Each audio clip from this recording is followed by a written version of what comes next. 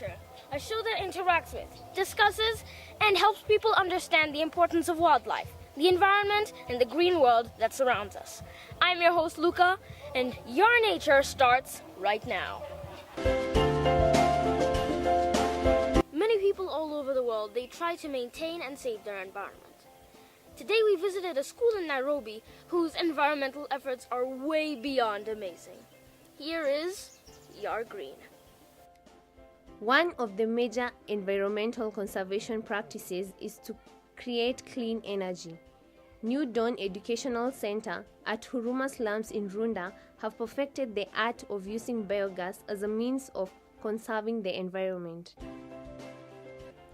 The school that entirely relies on clean energy to cook for the students have a well set up livestock rearing shed, a school farm, all aimed at recycling the waste from the livestock to generate energy for cooking.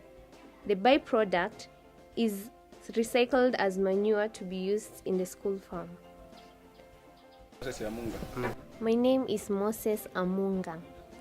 I'm the one in charge of livestock welfare here.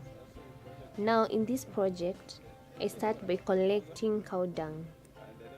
I then pour the dung in a pit that is well built to retain the dung. Thereafter, I add water to the cow dung, then I stir the mixture till its thickness.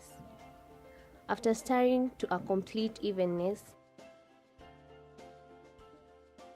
the content is then allowed to the next chamber.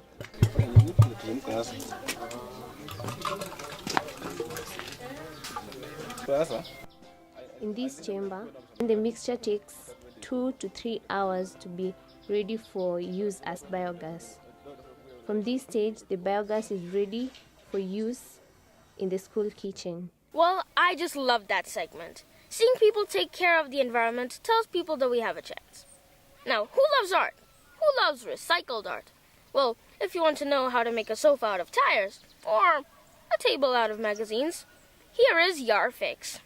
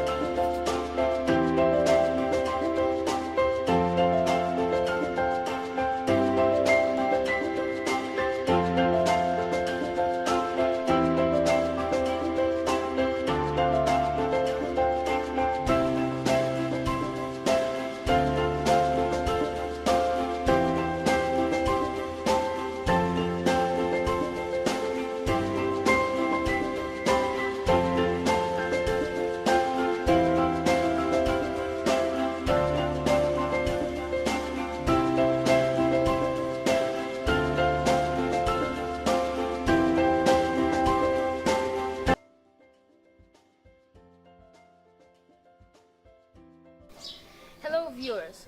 Today on our guest interview we have a very interesting person who does a lot of community work, but let me just stop there.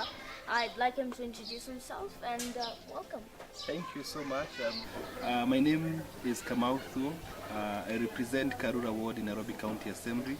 Huruma forms part of my jurisdiction, and this is a village that has been in existence since 1978. These were the peasants who used to work in coffee plantation in what is now called Runda. We also neighbor Karura Forest, one of the forests we have in Nairobi, and people who live in Huruma, a part of the population who work in Karura Forest. We also have projects by friends of Karura who have employed people from the village. Yeah. Could you tell us a little bit about Huruma and Karura Forest? Like I had said earlier, that Huruma village neighbors Karura Forest, and we get our firewood from Karura. We also have projects that are ongoing, like the beekeeping project by the people of Huruma, and the forest have provided a place for people to do that project. And the community is in the forefront in conservation and preservation of the forest since 1978. Could you tell us some of the challenges that the community faces in conserving the environment?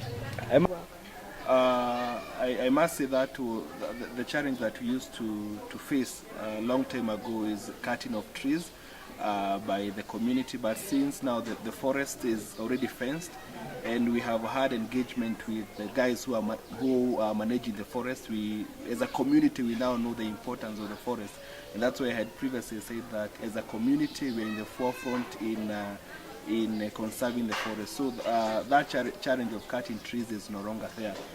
We care for the forest so much as a community. As we wrap up the interview, can you please tell us a quote? Yeah. I must say, as a person, I drew a lot of inspiration from the late Professor Wangari Maathai, who was in the forefront as far as the fight of conserving the environment is concerned. And I must say, my part in short would be that we have to take care of the environment so that in return the environment takes care of us. Well, thank you very much for being on the show. It has been a pleasure. Thank you so much for hosting me. Thank you. Now it comes to my favorite part of the show, where we'll be looking at the largest, the smallest, the fastest, and the slowest in the endangered animals segment. Here comes Yahr Zoo. American black bears are found in North America. They are omnivores and they live in mountains. They are also excellent tree climbers. During cold seasons, their thick fur protects it. They can run up to 40 kilometers per hour. Well,